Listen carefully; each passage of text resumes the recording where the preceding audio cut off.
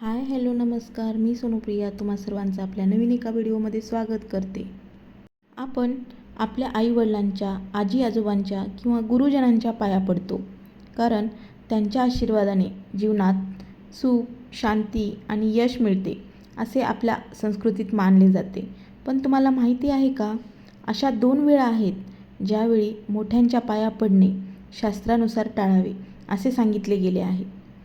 पहिला, झोपलेल्या व्यक्तीच्या पाया का पडू नये, आणि दुसरा, जेवत असलेल्या व्यक्तीच्या पाया पडणे अशुभ का मानले जाते.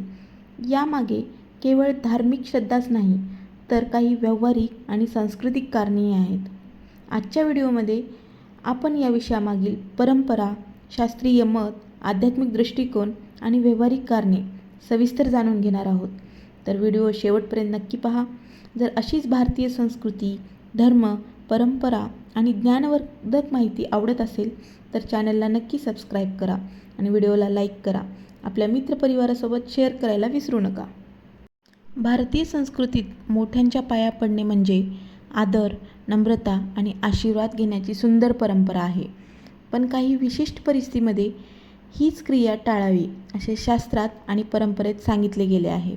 आजच्या व्हिडिओमध्ये आपण जाणून घेणार आहोत, झोपलेल्या व्यक्तीच्या पाया का पडू नये, जेवत असलेल्या व्यक्तीच्या पाया का पडू नये, यामागे धार्मिक आणि व्यावहारिक कारणे आहेत.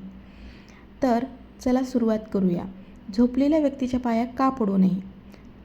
व्यावहारिक कारण हे आहे, जेव्हा एखादी व्यक्ती झोपलेली असते तेव्हा ती पूर्ण विश्रांतीमध्ये असते. अचानक कुणी येऊन जर पाया पडले किंवा स्पर्श केला तर ती व्यक्ती दचकून जागी होऊ शकते. यामुळे काय होते, तर झोप बिघडते, मानसिक धक्का बसू शकतो आणि काही वेळा भीतीही वाटू शकते. त्यासोबतच यामागचे धार्मिक आणि पारंपरिक दृष्टिकोन काय आहे. आपल्या परंपरेनुसार झोप ही एक विश्रांतीची वेळ आहे आणि सुप्त अवस्था मानली जाते. या अवस्थेत व्यक्ती पूर्णपणे जागरूक नसतो, त्यामुळे ती आशीर्वाद देण्याच्या स्थितीत नसते. आदर व्यक्त करण्याचा हेतू पूर्ण होत नाही, म्हणून झोपलेल्या व्यक्तीच्या पाया पडणे टाळावे असे सांगितले जाते. आणि सर्वात महत्त्वाचा धार्मिक संदर्भ काय आहे. काही परंपरांमध्ये असे मानले जाते की मृत व्यक्तीच्या पाया शेवटचा नमस्कार म्हणून स्पर्श केला जातो, म्हणून जिवंत व्यक्ती झोपलेली असताना तिच्या पाया पडणे टाळण्याची शिकवण दिली जाते. आता जेवत असलेल्या व्यक्तीच्या पाया का पडू नये, चला तर पाहूया. पहिलं कारण हे आहे, अन्नाचा अनादर होतो. म्हणजेच भारतीय संस्कृतीत अन्न हे पूर्ण ब्रह्म मानले जाते. जेव्हा एखादी व्यक्ती जेवत असते तिचं पूर्ण लक्ष अन्नावर असते आणि मानसिक शांततेत असते. त्यावेळी पाया पडल्याने त्या व्यक्तीचं लक्ष विचलित होते आणि जीवनात अडथळा येतो. दुसरं कारण असं आहे, आशीर्वाद देण्याची स्थिती त्या व्यक्तीची नसते. म्हणजेच पाया पडल्यावर मोठे लोक आशीर्वाद देतात, पण जेवताना हात अन्नाने माखलेले असतात. हात धुवून आशीर्वाद देणे शक्य नसते किंवा जेवण अर्धवट सोडावे लागते. हे दोन्ही व्यावहारिक दृष्टिकोनातून अयोग्य मानले जाते. तिसरं कारण असं आहे की जेवताना माणूस एका शांत आणि संतुलित अवस्थेत असतो. अचानक व्यत्यय आल्यास लक्ष तुटते, जेवणाचा आनंद कमी होतो, अस्वस्थता निर्माण होऊ शकते. आणि चौथं कारण हे आहे, श्राद्ध विधीचा संदर्भ मानला जातो.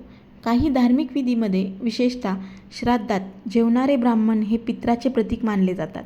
त्यावेळी आशीर्वाद घेण्याची परंपरा असते, पण हे एक विशिष्ट धार्मिक प्रसंगापुरते मर्यादित आहे. सामान्य जीवनात मात्र जेवत असताना पाया पडणे टाळावे.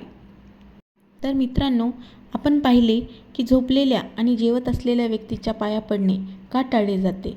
यामागे व्यावहारिक कारणे, सामाजिक शिष्टाचार, धार्मिक परंपरा आणि मानसिक शांती हे सर्व घटक आहेत. म्हणजेच आपल्या संस्कृतीतील नियम हे केवळ श्रद्धा नसून व्यवहार आणि सन्मान यावर आधारित आहेत. जर तुम्हाला अशीच भारतीय संस्कृती आणि परंपरा सोबतच धार्मिक माहिती पाहिजे असेल तर आपल्या व्हिडिओला नक्की लाईक करा, चॅनलला सबस्क्राईब करा आणि बेल आयकॉन दाबा आणि हा व्हिडिओ तुमच्या मित्रपरिवारासोबत नक्की शेअर करा. तोपर्यंत धन्यवाद. सर्व स्वामी भक्तांना श्री स्वामी समर्थ, श्री स्वामी समर्थ, श्री स्वामी समर्थ.